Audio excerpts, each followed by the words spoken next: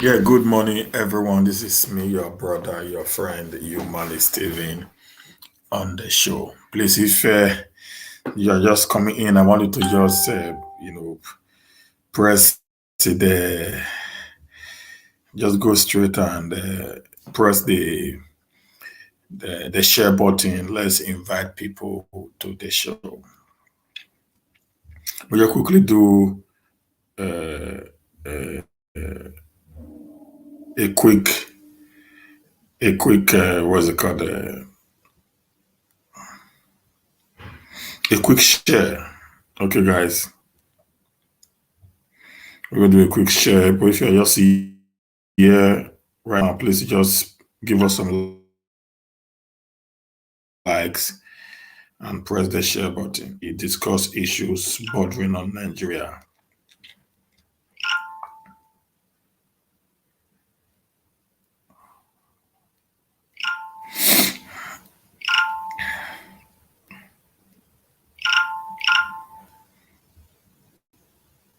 Please just share, just share, just share. Let's invite friends to the show, guys.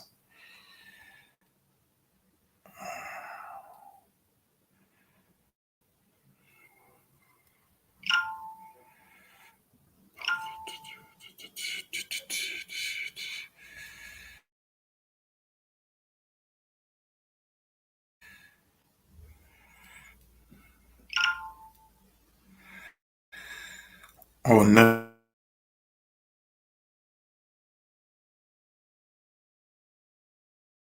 is trying to fail me. The okay, it's back now. I think it's back now. I think the network is trying to fail.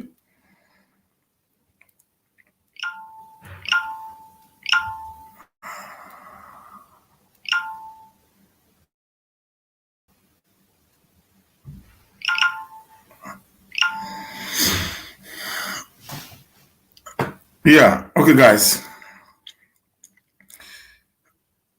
Today we're going to talk, about Nigeria. What I normally do is for us to talk. Good morning, my brother. Good morning, Sister Raua. Welcome to the show. Good morning, every one of you here today.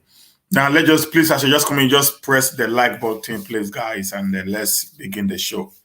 Now, yesterday I came up with we spoke a lot about the plans of the Fulani, and what have you. Today, I'm going to talk on two things. I'm going to talk of two things. There was a write-up that was in circulation yesterday. I'm going to show that write-up quickly. There was a write-up that was in circulation yesterday.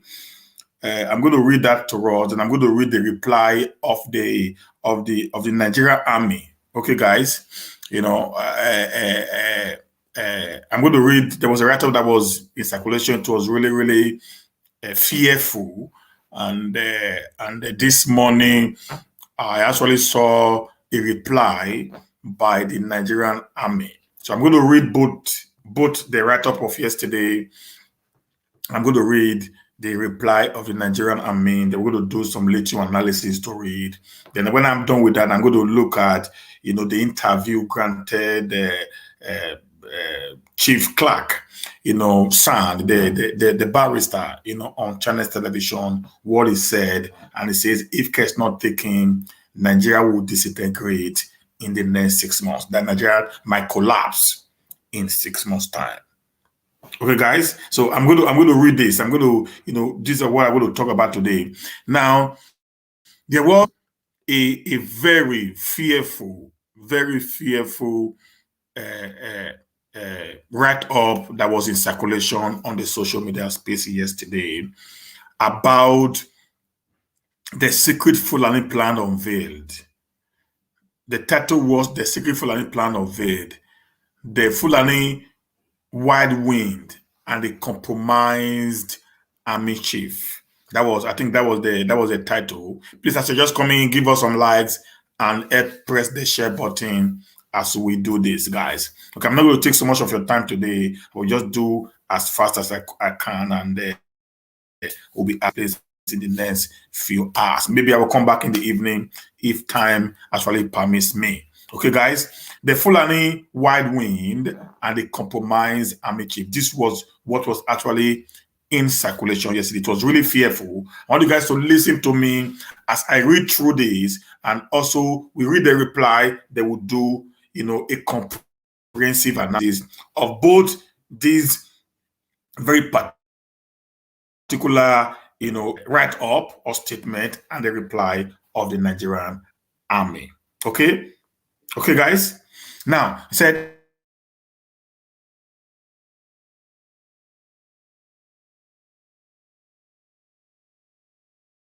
and I will say, two Igbo officers last week, Lieutenant Colonel Okeke and Lieutenant Colonel Aja, alongside 44 others. Two Igbo officers, Lieutenant Colonel Okeke, Lieutenant Colonel Aja, alongside 44 others, predominantly Southern and Middle Belt Christian officers, lost their lives in a conspiracy asked by Fulani senior officers. Perhaps you heard the reprehensible news of how Air Force jet mistakenly bombed officers and men thinking they were Boko Haram. It was rather a planned deal. Now, this guy who wrote this thing actually came up with stages. He says stage one. See, Lieutenant Colonel N.D. Okeke, commanding officer admin, Nigerian Army was holding security meetings with 43 other Southern Christian officers in Borno at the instance of the military high command.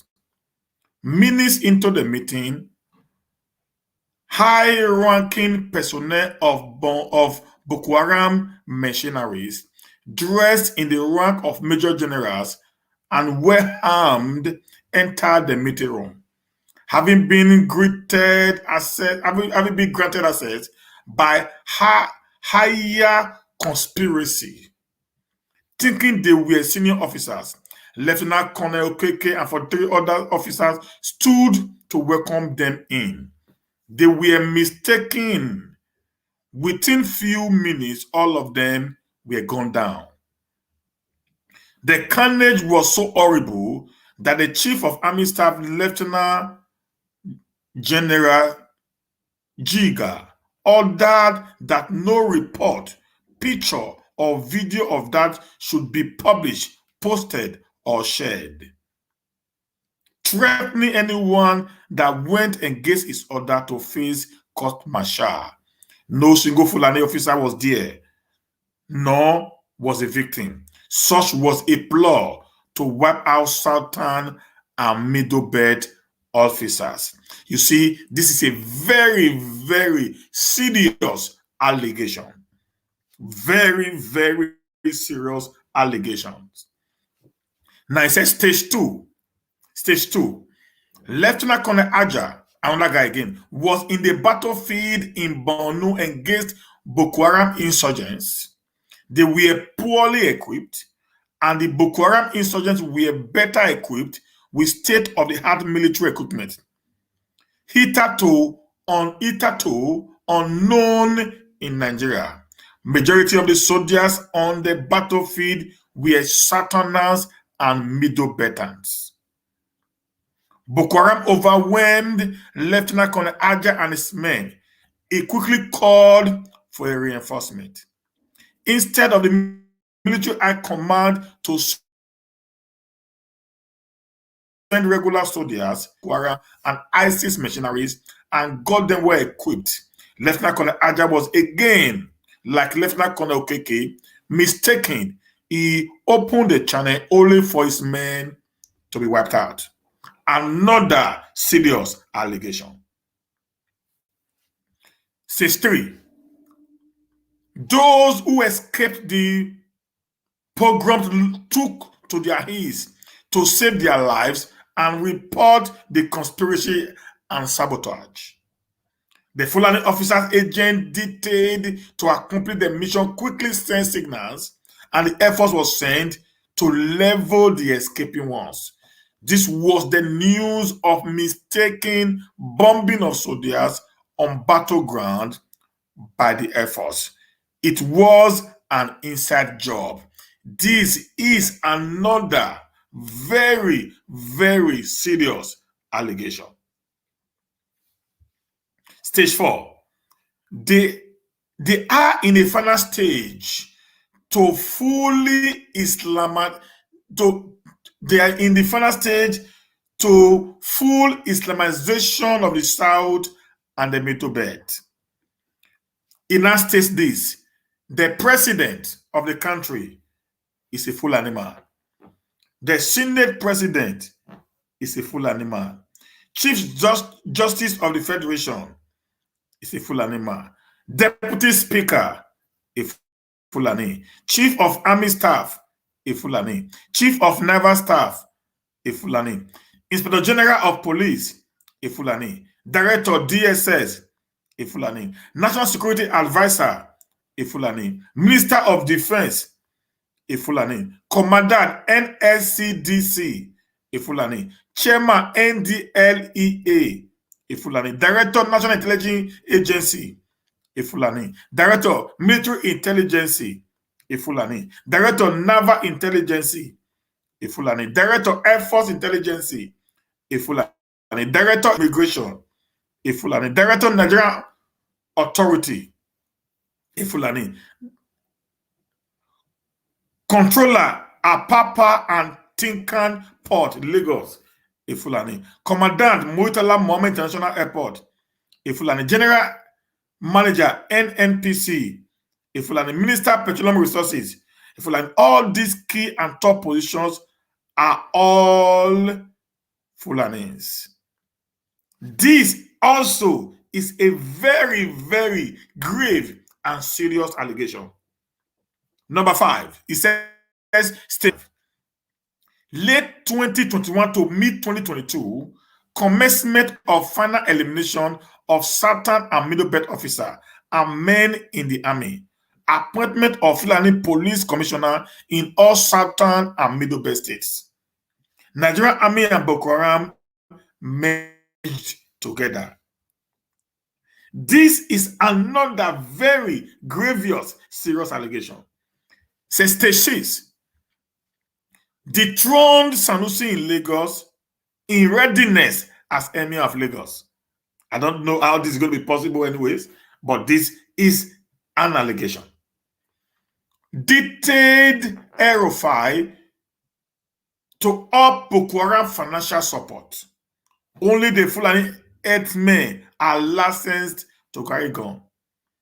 National identification number made to register African Fulanis as Nigerian citizens. Issued them with Nigerian passport in Kano, Katsina, Kaduna, filled with foreigners as we speak. This is an allegation. Stop remittance by diaspora Southerners. Install puppet governors to further their mission. Export Fulani with Okada back to Lagos using Dangote truck and refineries. Take over Southern and Middle Belt forest as Ruga. Establish Fulani colonies. This is another serious allegation. Stage 7. Invade Yoruba land forest. Invade Luva seaport and access the sea. And import more arms from Turkey. Eliminate prominent Yoruba leaders. Disseminate their youth. Declare Lagos an emirate. This is a serious allegation. 9. Send advanced armed men to Igbo land with brazen force. Choose Akanu Ibrahim International Airport to international flight. Close Akanu Ibrahim International Airport to international flight. Destroy all Igbo businesses and manufacturers. Leave no male child alive. Burn down every church. Establish caliphate in Igbo land. This is another serious allegation. Say 9. Move to West Niger Delta. Wike will be a victim. take over Port Harcourt Sea and airport, assemble all Biafra regulators, and kill. I don't think how this is going to be possible. Killing the agitators in the southeast and the south and the southwest. I don't think how that will be possible. Killing all of them. Okay, but this is just an allegation. I need to present it before my people, so we get a little bit aware of what is happening around us. That's the warning. Benue State should be, as a matter of urgency, join rank with the Southeast. Flush out all Southeast governors, now chase away all Southeast senators. All Biafran groups must meet now and be armed and ready to confront, deal, and disseminate. Full-blown Biafra government must be formed as soon as possible. All Southeastern and South personnel in the Army, Air Force, Navy must plan to get out as soon as possible. All Southern in the respective foreign countries, army in diaspora must organize and ready to assist. Yoruba should grab Ilori at once. Divide Kogi. Yoruba and Middle Belt should rise now. They are the first and principal target. Do not register or sign in for the NIN. NIN contains all your information and specifically tied to your cell phone and will be used to locate you via GPS and triangularization anywhere you are in Nigeria. NIN will be handed over to Boko Haram, Fulani S-Men, Meitiala, Iswa to track you down. They are seriously plotting to eliminate Governor Octom of Benue State. Copied intelligence report from Northern Christian sympathizers. Okay, this was what we got as a secret being unveiled. Now, let's see the reply.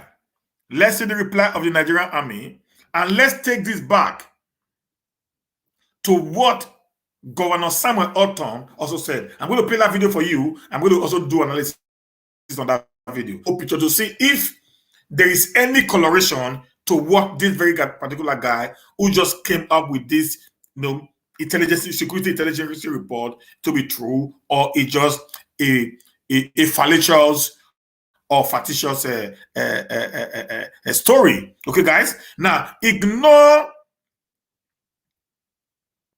rhetorics against Nigerian army. Army spokesperson.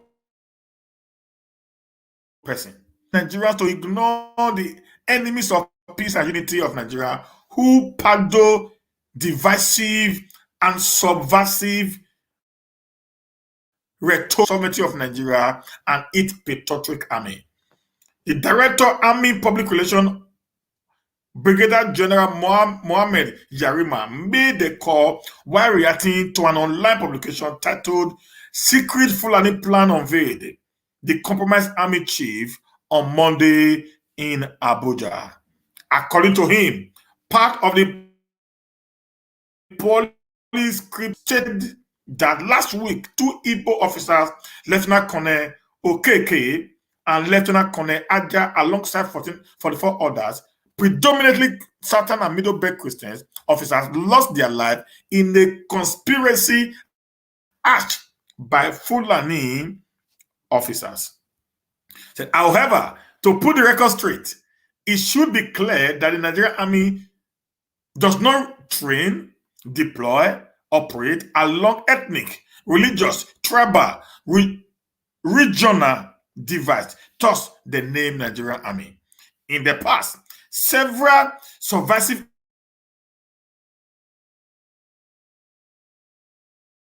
elements to sow seed of discord among its personnel, but failed.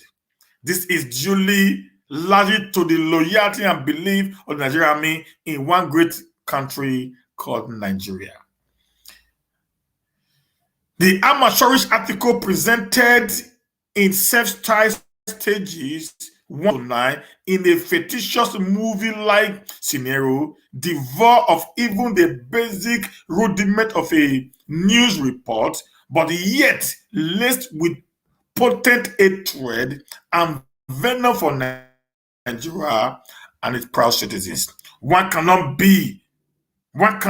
but forgive the illiterate writer of this article and its sponsor for referring to the Chief of Army Staff as Lieutenant Colonel Jaga Stage 1, Paragraph 1. He said, the remark said a quick check on the Nigerian Army personnel database revealed that there were no name matched for Lieutenant Colonel N.D. Okeke and Lieutenant Colonel Ada, currently in service, who were alleged to have been killed in a conspiracy.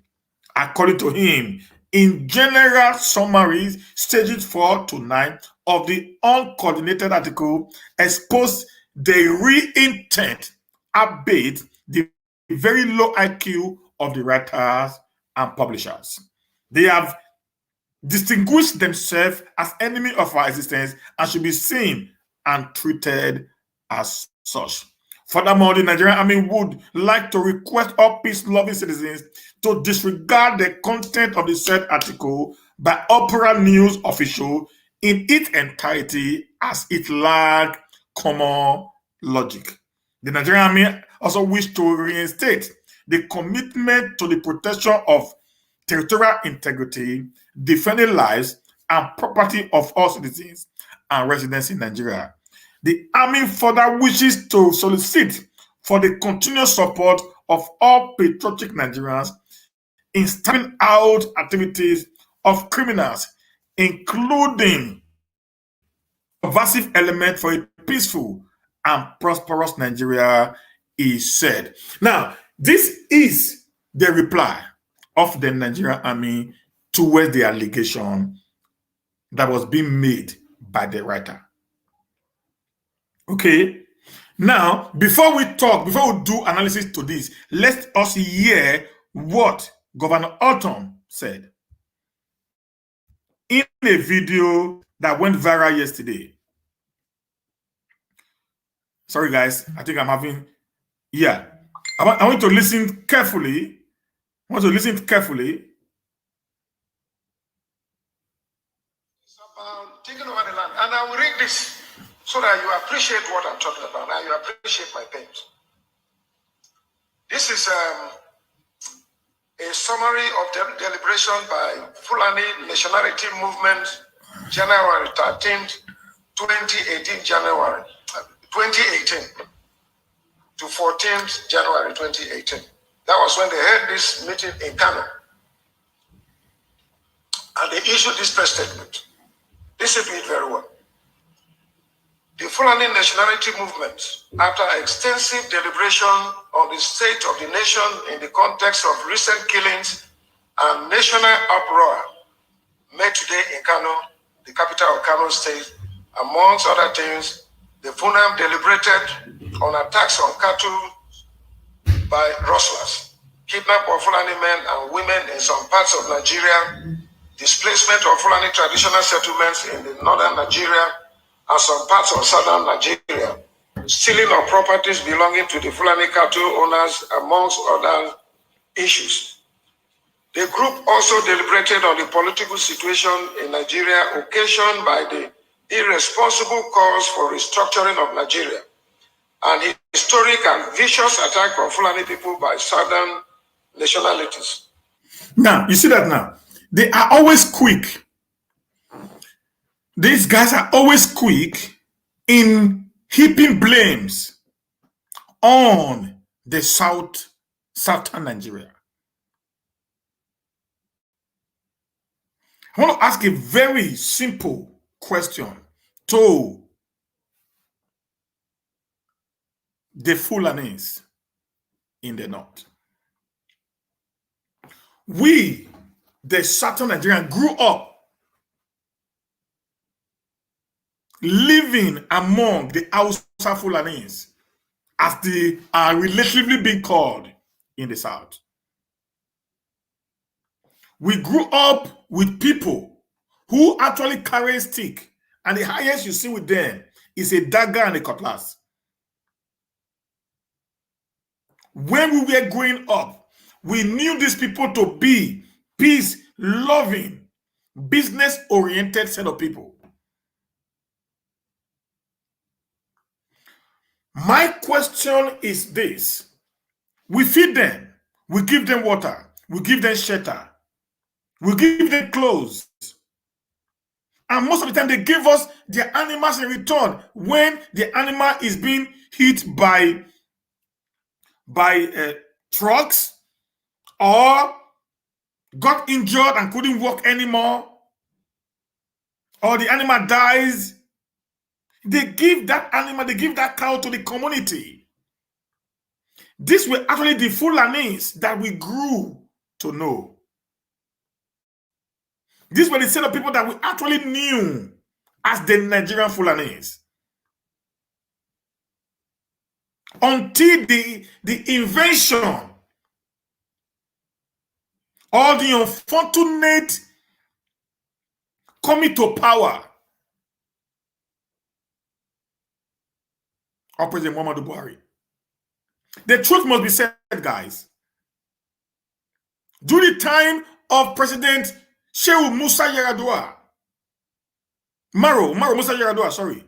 Maro Musa Yar'Adua, the late Maro Musa Yar'Adua, he was a Fulani to the core. But we never saw the attitude being displayed today. The infantry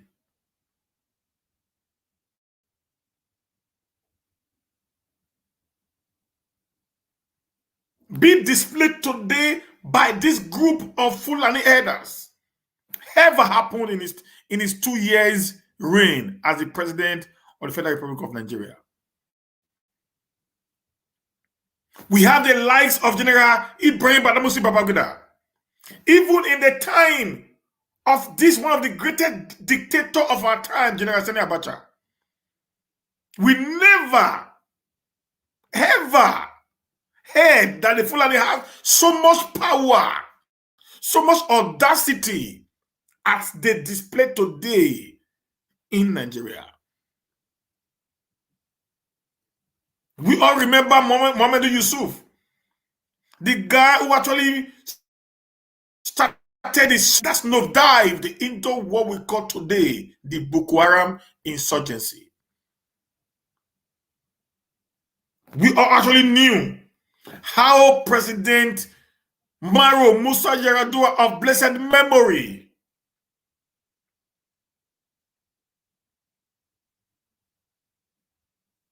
nipped the situation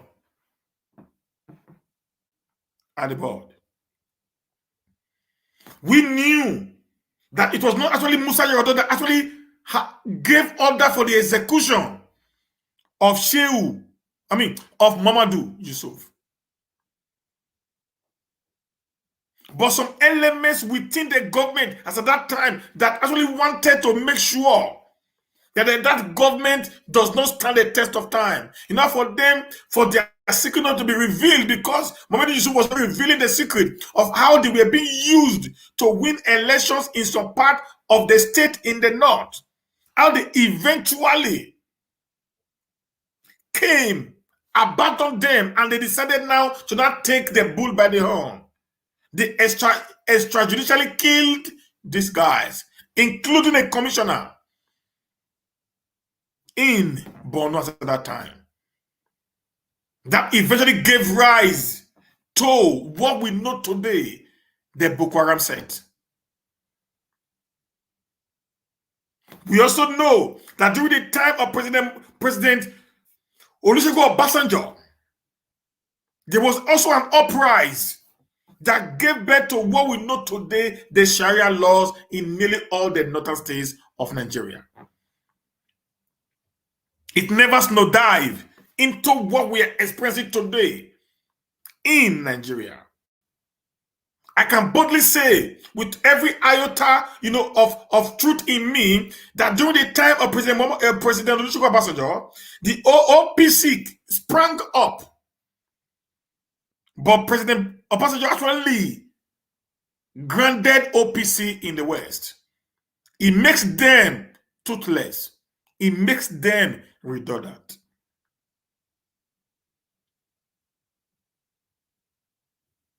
When there was an issue in OD, we all knew what President Obasanjo did. But today, during the time of President Goodluck Jonathan, I'm very sure and certain, if Boko Haram set would have started in this government, they would have called them terrorists. No matter that they've committed. I was listening to one of these, the former minority leader in the House of House of Representatives, Honorable Farouk Aliyu, yesterday on channel television. Politics Today with Sheung. And every time I've listened to him now, I think I've watched 4 or 5 of his videos. Every time this man is being asked to come and talk on the national issues, he's always heaping the blame of the insecurity in Nigeria at the doorstep of the southern Nigeria. He's always talking about the agitation in the east and the agitation in the west. As he actually sat down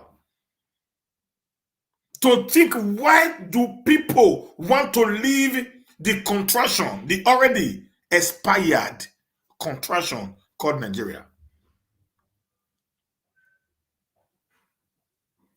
In 1950 something, the entire government,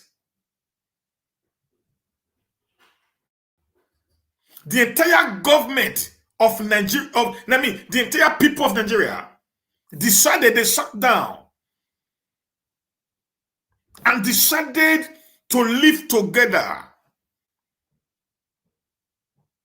based on the recommendation of the former Senate President Pius Ayim.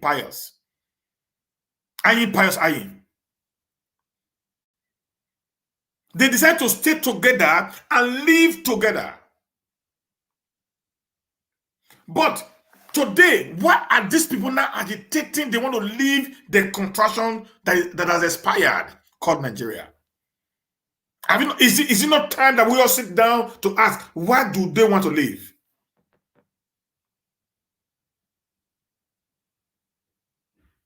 What is the reason of them wanting now to navigate this old contraction? How will I want to live in a country whereby everything is working well for me? How will I want to live a country whereby I am being regarded as a citizen of that country? How do you expect me want to live a country whereby my fundamental human right is being respected? How do you expect me to live a country whereby everything that the law provides for me is being put on my table? It is impossible. So when people begin to cry that we are tired of this union, we are tired of this marriage, we want to go our separate ways, you should know that something isn't working. Today, the news went on social media that Bill Gates and Melinda Gates are divorcing after 27 years of marriage.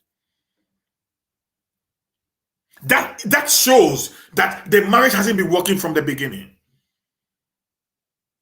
So, if they've been living in pretense for quite some time right now, and they couldn't bear the pretense anymore, they decided to come to the open and divide their commonwealth. So the same thing we are seeing today in Nigeria. When the likes of Mazin Nnamdi Kanu, when the likes of Sunday Igboho decided to come to the front burner and said, we are tired of this nation called Nigeria, it is because they believe that they are being treated less than who they are. And I expected this group of people from the north, particularly the leadership of the Fulani tribe, to sit down and say, why are we being targeted? Is it because our man is in government? The answer is no. The man in government today was not the first Fulani to be the president of Nigeria. One of the best presidents that have ever ruled in this fourth republic was the Fulani man. President Maro Yar'Adua came when there was an agitation for resource control in the Niger Delta. There was high restrictiveness in the Niger Delta. The militant was on the rise. It didn't come because it was a full animal. He didn't say, okay, let them just kill themselves. Find a solution. They did find a solution that brought peace to Niger Delta today. The coming in of today of what we call the Niger Delta Development Commission, the NDC, it was the brainwork of a full animal. So, if that is the case, why is Nnamdi Kanu crying? Why is Sunday Abao crying? That should be the intention, the thinking of every reasonable man, every reasonable leader. Why are my children crying? They want to leave their home. Why are my wives fighting for divorce? If I am really a good husband, if I'm really a good father to them, why do they want to leave?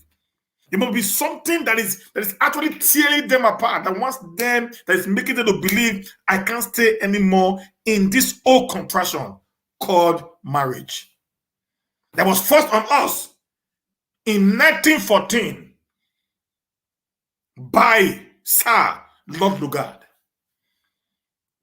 We never actually accepted to be together because Nigeria was different kingdoms, different nations who were so powerful, so proud, fully brought together under the colonial government without our input.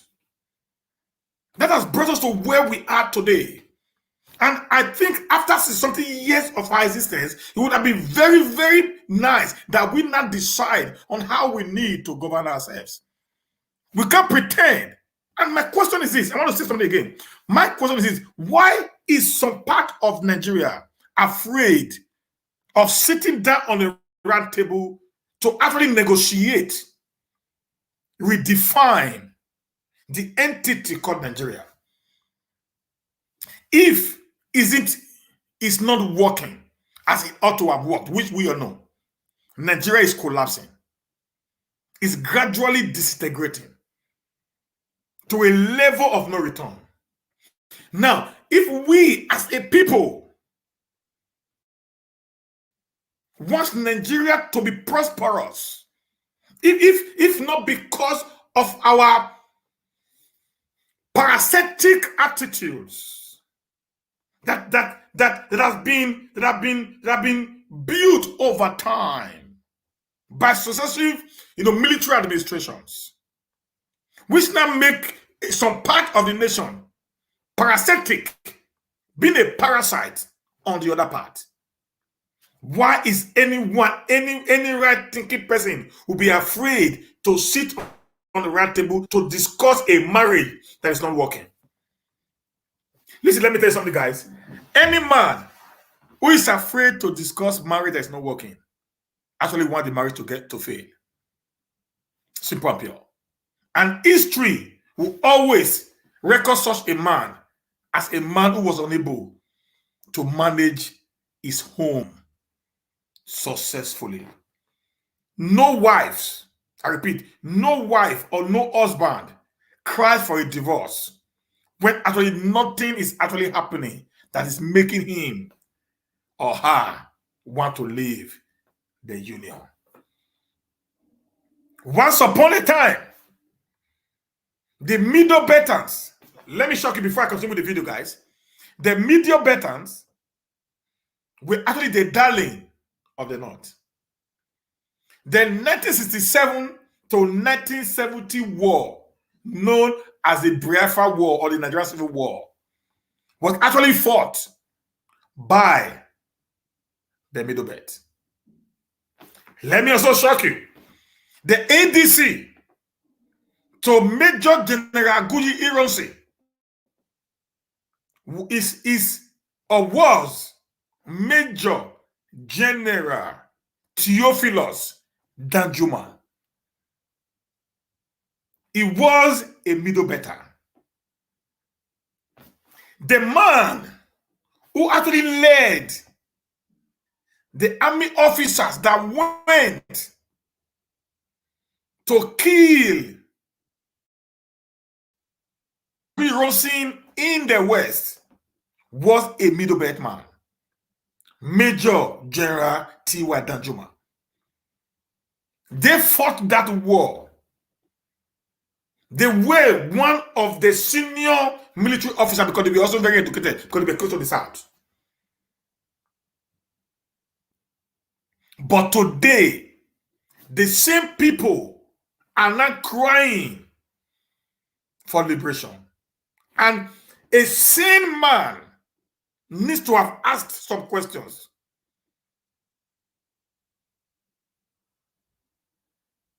What is actually the problem? Why are these people who were once together now crying, we want freedom? We want to leave this old contraction called Nigeria. A mother failed to take off his home. We have no one to blame when the home collapsed on him. Now, this video I'm playing, I don't know what actually, if it's true or not. Okay, guys. In the Middle Belt, the plot to ensure Fulani are pushed out to backbench in the power equation in Nigeria, and above all, the vicious campaign against the God-ordained place of Fulani as a leading star guard in Nigeria. And after extensive deliberation, we hereby make the following declaration. Listen very well. A. Now, I want to listen to this declaration that they made. Okay, guys, let me see if I can be able to put just 1 minute, guys. Bluetooth mode. So let me see if I can be able to put on my Bluetooth so I can make it a little bit louder. Okay, guys, let me see. Just 1 minute, guys.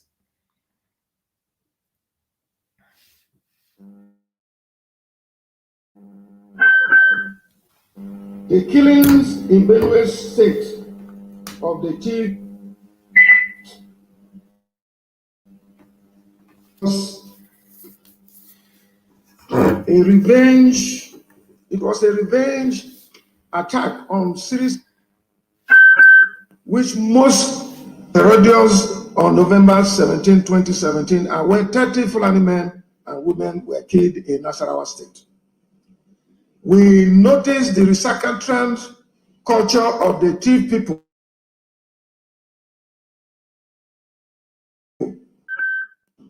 when they obstructed our ordained conquest of Nigeria. B. Media propaganda again to wage war against the Fulani and supported by Yoruba, Igbo, and their bigotry allies in the Middle Belt. That we are aware of plots by minority ethnic groups in the Middle Belt to attack Fulani settlements. D. That we have asked all Fulani across West Africa to raise money and arms to prosecute the oncoming war. We call on all Fulanis to prepare for this holy war. There is no going back. All over the world, Nigeria is the only country given to Fulani by God. Now, all over the world, Nigeria is the only country given to Fulani by God. I've heard this phrase in the last 10 years, guys. I've heard this phrase in the last 10 years. And a statement like this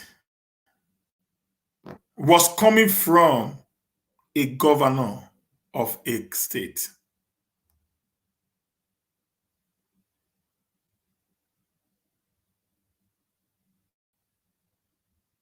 And yet,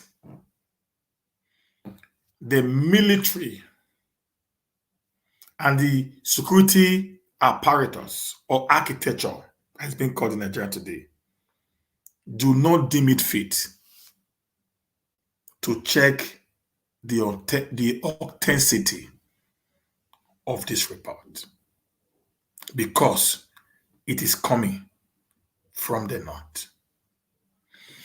I am very certain in my spirit that if this very particular statement was made by an Igbo man, I am very certain, 100% certain, even 250% certain in my spirit, if this very particular statement was made by an Igbo man or from anybody from the south, the northern governors would have picked it up and start dangling with it all over the place.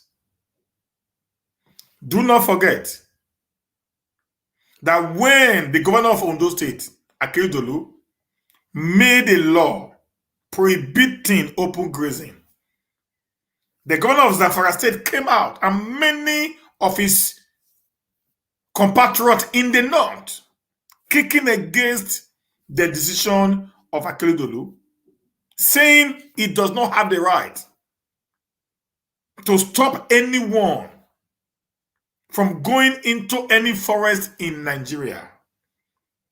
But here, because this is coming from them, they kept mute. They say nothing, they hear nothing, they do nothing. Sorry, guys. This is the kind of nation, the kind of nepotic, favoristic government we found today. It's quite shameful and painful that Nigeria, who was the pride, who was the Dali of Africa, has been brought to its knees due to the agenda, the secret plan of some group of people who have decided, who have seen Nigeria as their conquest.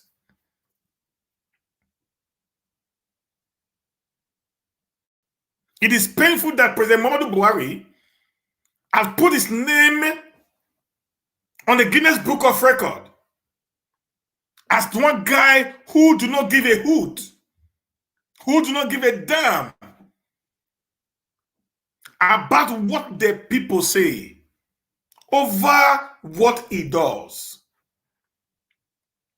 He has put his name in the Guinness Book of Record to show that he doesn't care about you, neither does he care about me, but he cares about what he intended carrying out. People will say, why are you saying that? Every pointer, every action he takes points to the fact that we are not equal citizens of Nigeria. He's quick to kill the Igbos. He's quick to send the military to invade residents of the people from the West. He's quick to send military men into the creek of the South. But he's very, very reluctant in sending people to stop the parading, the marauding, killer S-men, and the bandits who are taking joy in cutting short the lives of prominent Nigerians. Right now, as we speak today, killing is going on all over the state and nobody is saying anything. And they want us to discard or disregard an information like this that is coming from a chief executive officer who has very, very strong information. Let's continue to listen to this guy.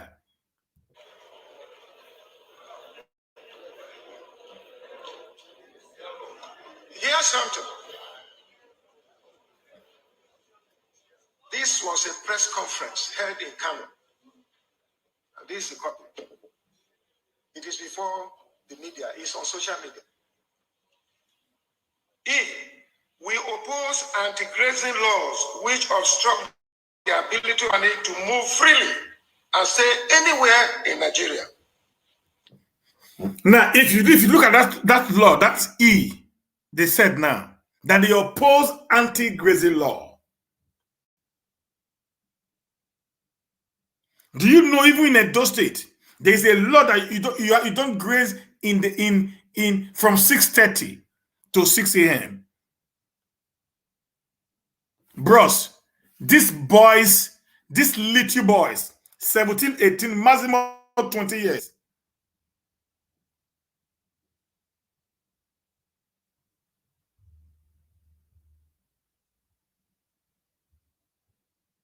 They disregard, even in Edo State, they disregard the order of the government of Edo State. They couldn't do, the government can't do anything. Dele Momodu said in one of his videos he did a few days ago that he went to Ondo State, the capital, in Akure, and he actually met cows on the street, on the major roads, even when there was a prohibition to open grazing. Also, they just killed about 7 people yesterday in Benue.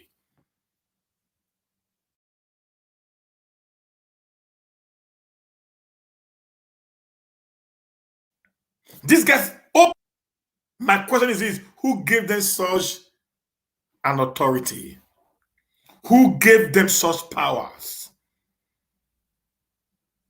If even the government of the day knows nothing about what is happening, with the way and manner the people, his king's men are acting, is enough for him to have reacted. Him keeping quiet is just a show that is sympathetic to what they are doing. Is very slow in taking military actions against his people. Very, very slow. But quick in sending troops to kill, maim, when it involved the South. And the most powerful part of it is this: our certain governors, our certain political elites, our certain traditional rulers will keep quiet. Even most of them also invites the military to come and wipe their people, all in the name to put their name on the Guinness Book of Record as being a loyalist of a depost and a tyrant. What I have understood, I have known, in these few years of my life on earth is this: when a depost, a tyrant, or a dictator is in power, everybody bow before him. You see, today, when a governor is going to the presidential villa, it's like he's going to Mecca or it's going to Jerusalem. When they come outside, they are very proud, they are happy they actually went to go and see the president. In a sane society,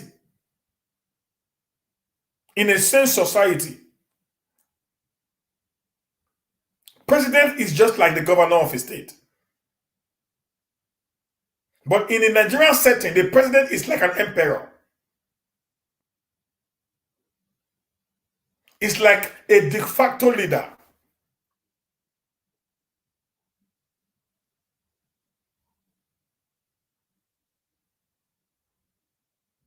Where what the president says becomes the final in the affair of a state. Pathetic. The people are ready to defend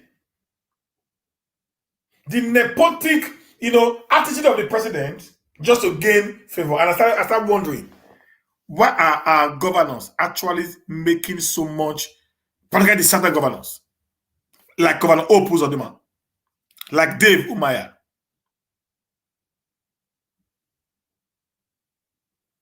who always run down to Abuja in every given opportunity just for them to be seen being in the good book of the president. If not for the British. Sometimes it shows to me that we are not practicing a democracy, that we are actually practicing a monarchical government. or a despotic government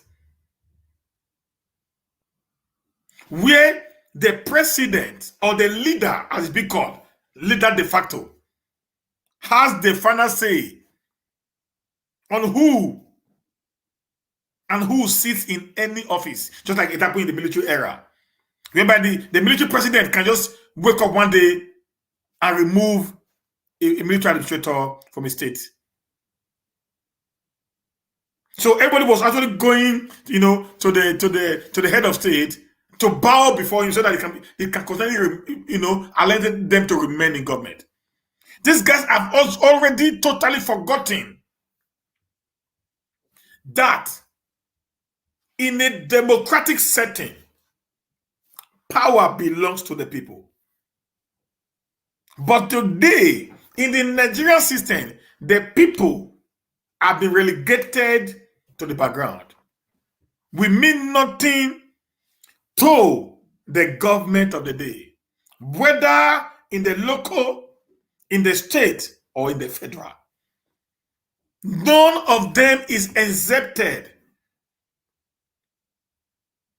from the traumatic condition that the Nigerian state have been placed into.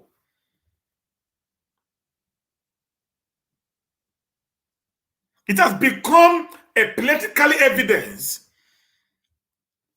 that this crop of political leaders do not actually have the intents and the interests of the common man, the talakawa, the downtrodden in the society at heart. It is emphatically true that most of these people today think more of their political successes than thinking of the success of the people they were elected, employed to lead.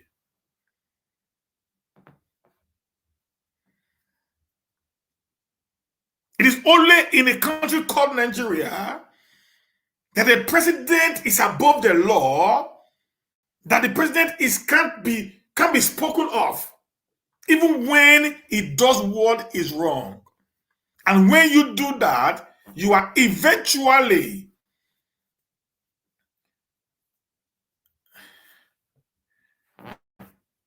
breaking the code of conduct in the country. You'll be declared wanted.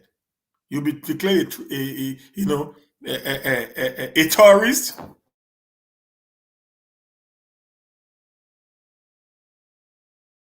As it happened to Sunday Ibaho of the Oduduwa Nation.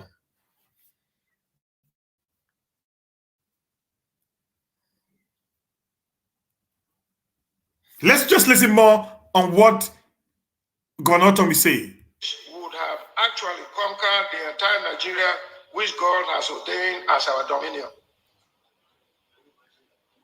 That the cattle colony is the only solution to the crisis. You remember when the federal government brought the issue of cattle colony and Ruga, which we resisted here in Benue State. Whether the federal government or state government accept it or not, we must ask all Fulani herdsmen all over West Africa to move to Nigeria to penetrate every corner for the upcoming jihad. You see the reason?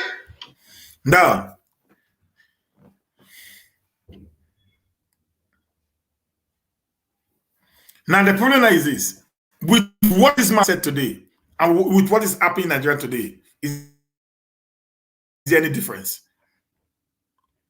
If the people, the handlers of these nations, can actually come out and tell us this man is lying, let them do the inevitable. Few days ago, the Secretary General of Metiala, Hassan, was on Channel television threatening the Igbo nation.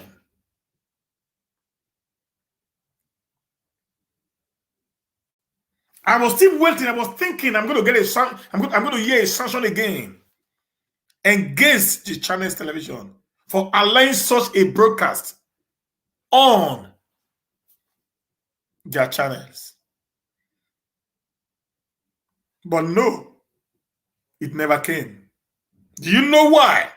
Because the Director General of the NBC, the Nigerian Broadcasting Corporation, is of the Fulani extraction. I must say this, Mr. President, sir, you have actually destroyed the fabrics of your king's men by your body language and inability to call a spade a spade. At your age and exposure, I do not actually subscribe to the belief that education is all about the four walls of the classroom. Because if we say that to be,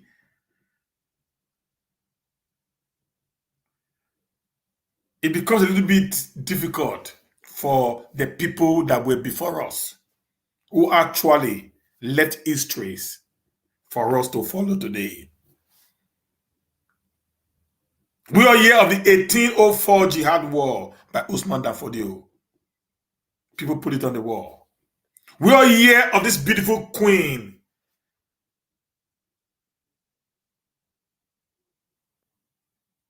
Amina of Zaria. We are here of this beautiful, wonderful kings in the Benin Kingdom. We are here of the Benin bronze, Benin. We are here of how, the largest man-made head today is from Benin. It means these guys in this time and age, there was no form of formal education, but yet they were educated. Where am I going, Mr. President? I don't care if you have a NEPA certificate. I don't care if you have a tissue paper. But one thing I care about is his wisdom profits to direct. In a nation whereby things are disintegrating to the point it is today, you say nothing, you speak nothing. It baffles some of us to think, are you really a father?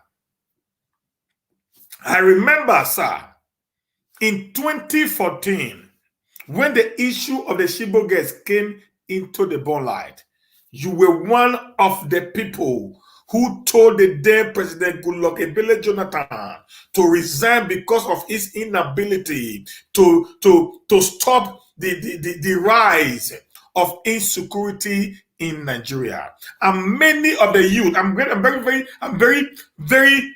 emphatic right now. 90% of the youth of Nigeria then actually supported you because they thought that that Governor President Goodluck Jonathan was actually clueless. He had no direction. You promised us during the 2014 campaign that you were going to end insecurity in 6 months. Do not forget General Sani Abacha of blessed memory said, when insurgency lasts more than 6 months, then the government of the day has a hand in it. You also reaffirmed the same statement during your campaign.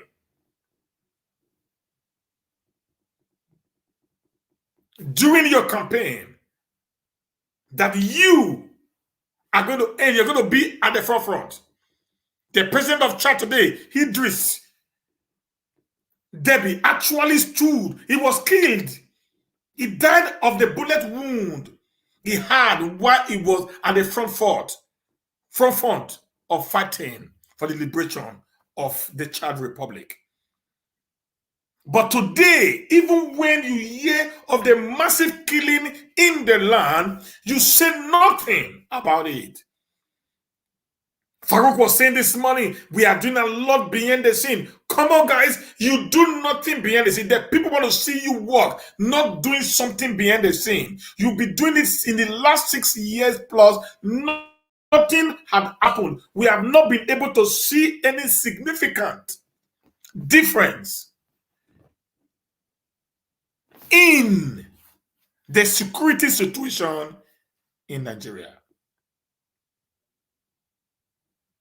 A president cannot sit down and see there is light and small arms, flying every part of the nation. You are saying, I think Farouk said today that the Libya war actually gave rise to insecurity in the West African region. If that is the truth, where do they pass into Nigeria? It is the Sahel savannah. It is the Sahel, through the Sahel forest, which is the desert, which is the northern part of the country. Have you been able to block the porous borders in the north? The answer is no. When we, the Southern, are saying most of these Fulani headers who are in Nigeria today are not from the Nigeria extraction, have you guys actually sat down to say, are they making sense? The answer is no. So if you know that the inflow of people from other West African countries is actually creating insecurity in the land, what have you done as a government to stop the inflow of these people? How can somebody just leave Mali and walk through all the bushes and deserts and walk into Nigeria with thousands of cattle?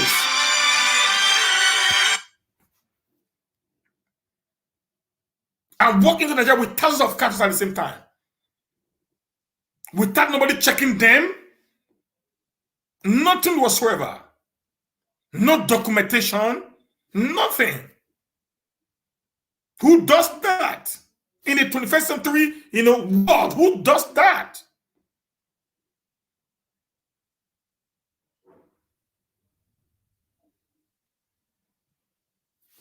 Who does that, guys? We have asked them to be armed, since it seems it is the only language that Nigerians understand. The Nigerian government has failed to protect us. So you see the narrative. We want those who oppose Fulani cattle trade to be cautious of the consequences. We are ready for the worst. We are prepared for war.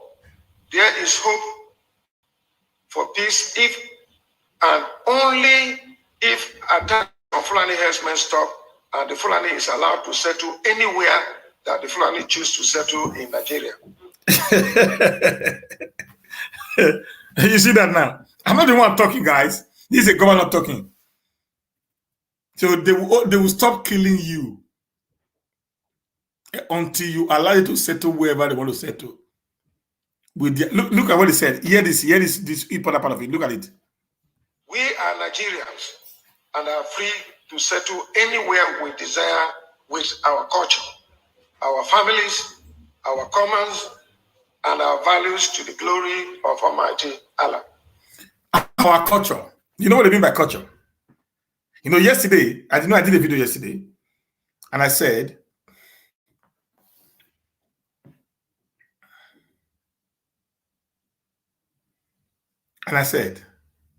in that video that the 1804 jihad war of Usman Dan Fodio eliminated the culture, the tradition, the tribe, the identity of the Hausa Canaries, and forcefully implanted in them a culture called the Islamic culture. And I remember I said yesterday in my video that to the Muslim, to the Muslim in other part of the world, Islam is a religion.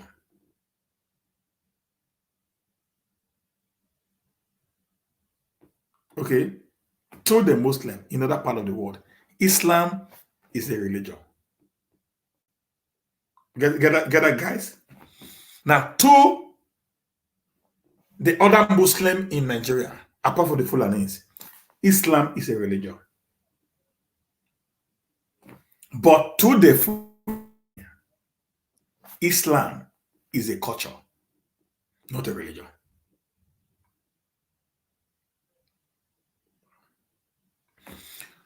That is the reason why when they came, in order to wipe away the entire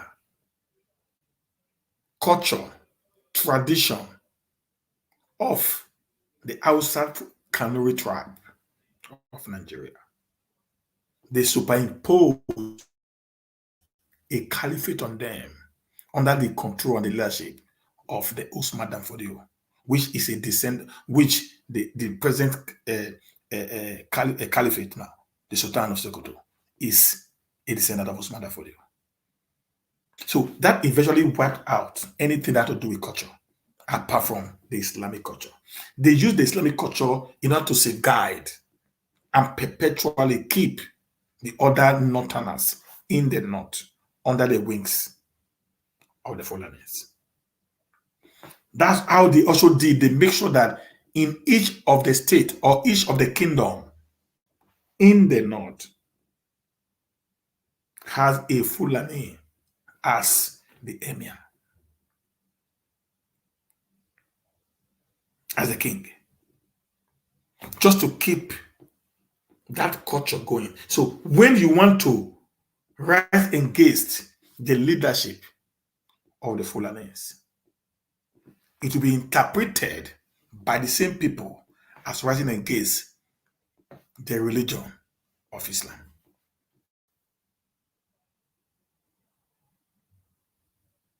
So what they will paint for the world, the Islamic world, to see is you are fighting against Islam.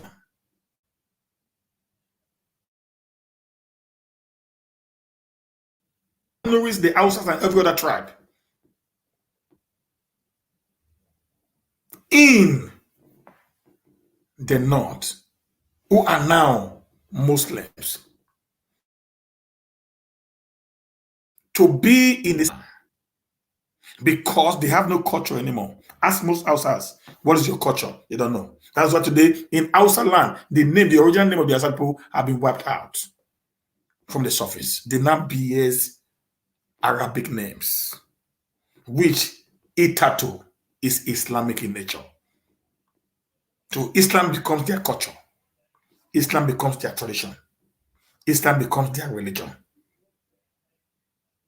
So they are all encompassed into one. But to a Fulanima, Islam is politics to them. It is politics to them. They play so well. They use it at every point in time to instigate when they need to, and to also gather favor when the need arises. So it's working perfectly well. That's why they will never go against see today. People forgot in 2016 or 2017 or thereabout, Erufai came out on Chile television and he was talking about how he has stopped the killing in the state. How he fast to Mali to pay ransom and beg them to stop killing his people. You remember that? That is the extent we are today.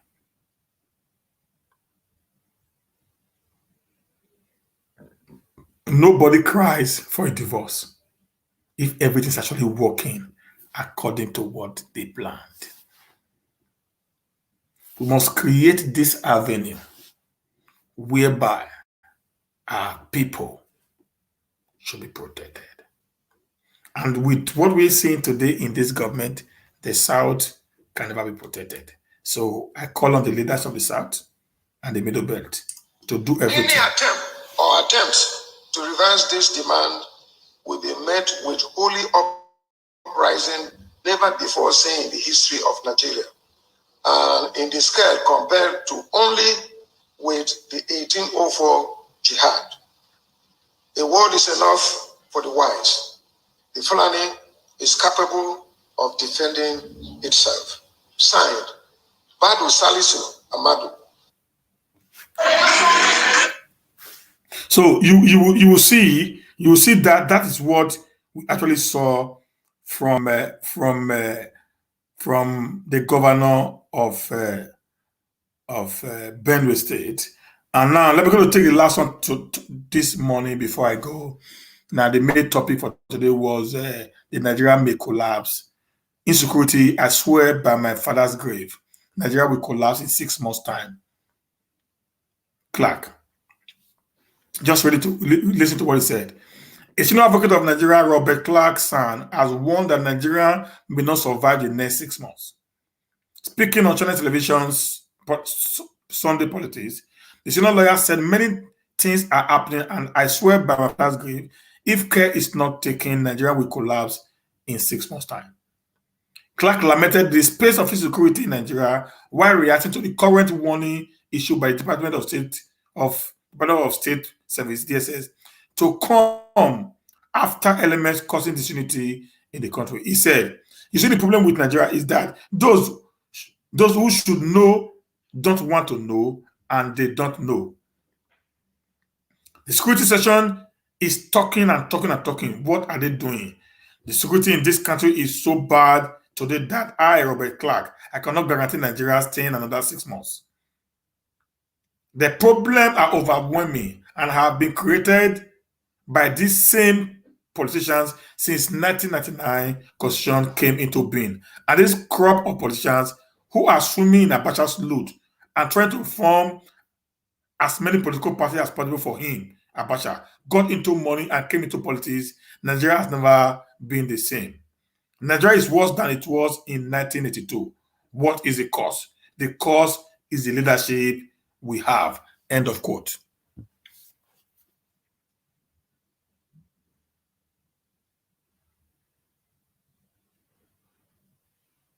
Will Nigeria survive? If you can go around, negotiate with bandits, and go around, send Shaikh Guma to the forest to discuss with bandits, why can't you do the same with the Easterners? Why can't you do the same with the Westerners? Why can't you do the same with the Southerners? Why trying to divide the people based on whatever you believe in? I am calling today on President Muhammadu Buhari government to, as a matter of fact, strip himself of nepotism and favoritism and deal with Nigeria as a Nigeria. You were elected by the people. Doesn't matter if 75% of the people did not vote for you. If you check every local government in Nigeria, there are people that actually voted for you from every local government in Nigeria. Every local government. And the people that brought you to power many years back, the likes of Ahmed Bola Tinubu, the life of Rocha Okorochas, the likes of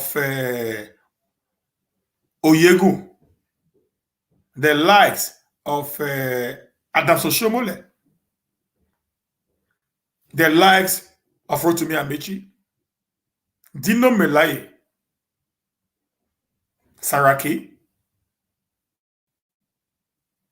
the governor Tabuwa, and many other people like Padotomi, Tunde Bakari, and many other people that actually came out supporting you, believing you were the Messiah. These guys have kept quiet today, even in their face. of the threat of collapsing of this entity called Nigeria. It becomes worrisome to some of us that we might lose everything we have worked for all these years if we don't find a way to put an end to what is happening today.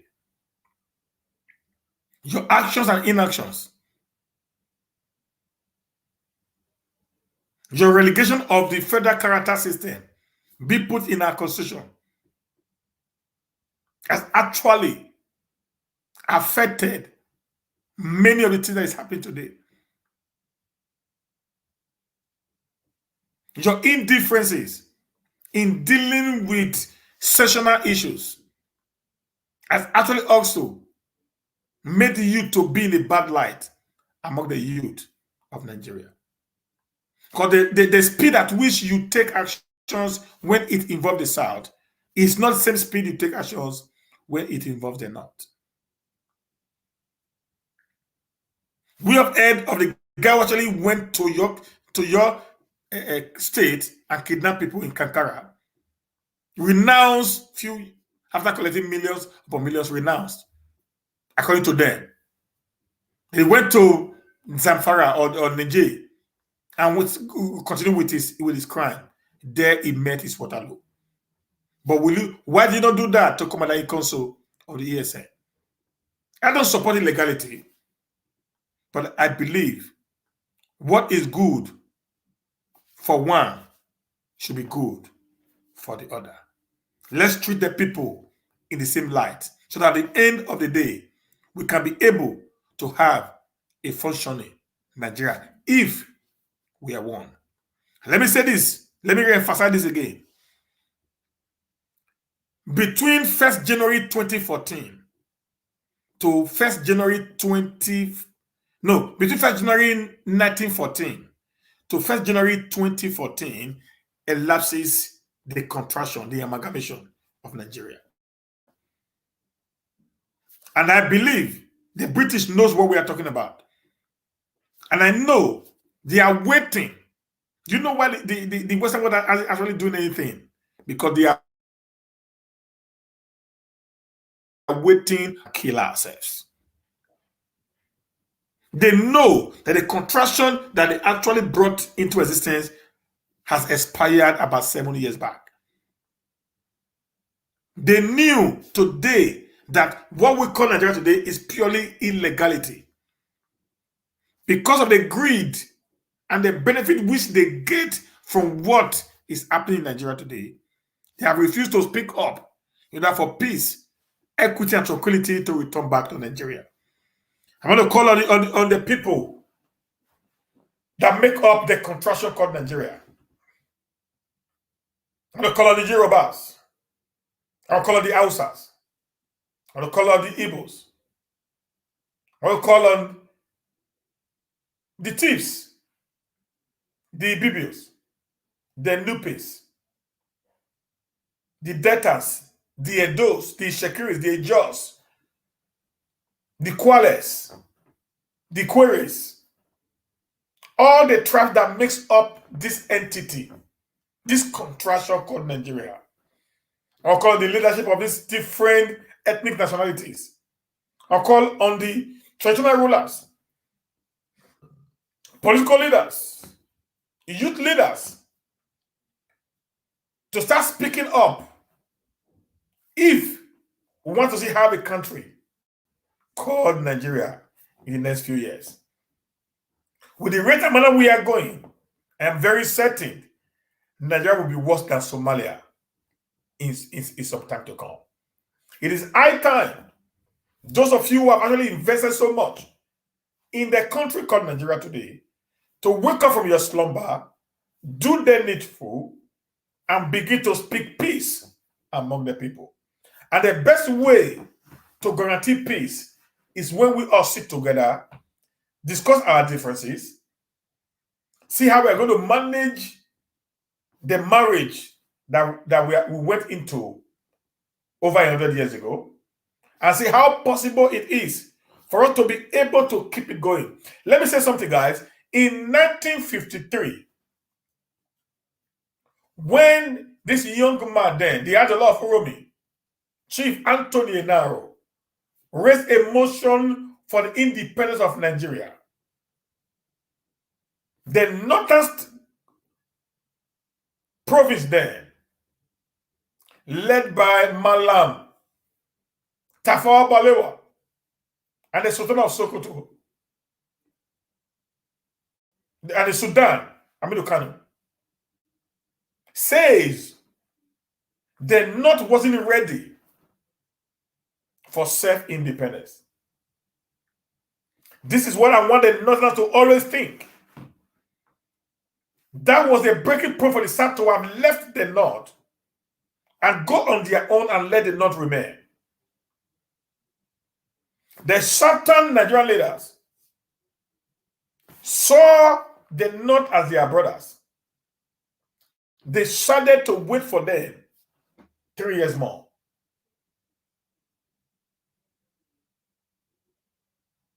In 1957, the West, the South, the Western Nigeria and the Eastern Nigeria actually got their independence. Go check history, guys.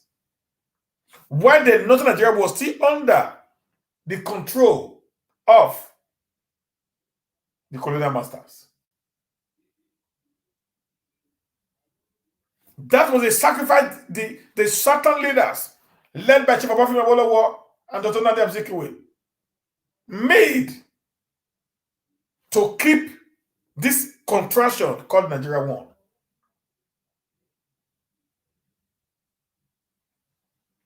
But today, the reverse is the case. I remembered how the entire northern parliamentarians walked out of the parliament when the motion for independence was raised by Chief Acherenaro. On 2 or 3 occasions, I remembered how they walked out of them, how the certain political leaders went to the North to speak to the conscience of the North, their intentions to have a better and a more robust Nigeria. But today, I am not seeing the same thing when the tide are turned.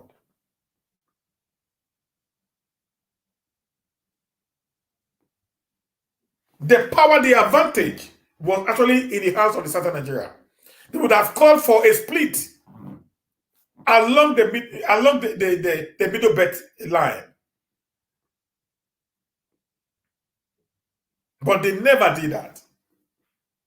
Because they believed there's unity in diversity. But today it has proven to them that the mistakes of their forefathers, the actions of their forefathers has become a nightmare to them today. What I want to say to the leaders of the northern Nigeria, particularly of the Fulani extraction, it's high time you guys wake up. Something should be made very clear. In Benin, we normally say, Okuemose. War isn't a beautiful thing. Go check today, Somalia. Go check today, Ethiopia. Go check today, Libya. And other parts of the world, Iraq, Kuwait, Iraq, what's it called again? Yemen, Afghanistan. Go check what is happening there. If those people believes that they love war will end up being a victim of war. You might have all your money, everything in the north, but when war starts, nowhere is always safe. So why not let us seek peace rather than giving room for suspicious from other part of the country. You have the president right now from your king's men. He's not going to live there forever. He has just 2 years to go. 2 years. May 27th is going to be 2 years for him to leave the office. And he's not coming back again as the president of Nigeria. Except Nigeria will have to disintegrate before the expiration of his government. But if not, and not that leadership will come in. And do you know what is going to happen when he would have left? With this, I say thank you guys. See you again tomorrow. Have a blessed day. God bless you all. Bye for now.